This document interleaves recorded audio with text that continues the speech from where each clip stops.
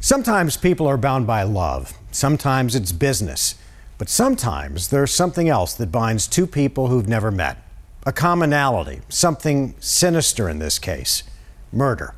This is Common Ground. The bodies of Simpson's ex-wife, Nicole Brown Simpson, and Ronald Goldman were discovered early Monday morning. This case is baffling for investigators. Allison was a young woman. This is the story of two fathers, two men leading normal lives until the unthinkable happened, the loss of a child to murder. Harley, Fred. They had never met until now. For Fred Goldman and Harley Feldman, their common ground is loss and grief, pain and anger. Goldman deals with the unresolved murder of his son Ron, and Feldman an arrest and what he hopes will be a conviction in the brutal murder of his daughter Allison. When all of us as fathers are put on this earth, there's no handbook. You raise your kids never expecting that, God forbid, you would have to go through something like this. What is it that you find in your soul that allows you to go on? But I realized that I have to still raise the rest of the family, and I have friends and things to do and a job, and so you have to move forward.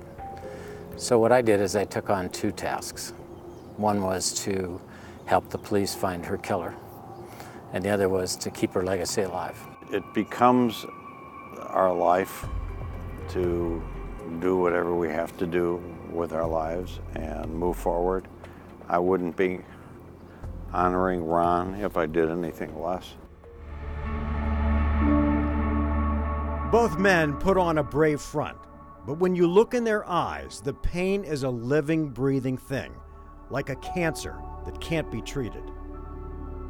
I want to apologize for something that I think that we in the media do, and that is we're so quick to say the family finally has closure when they made an arrest.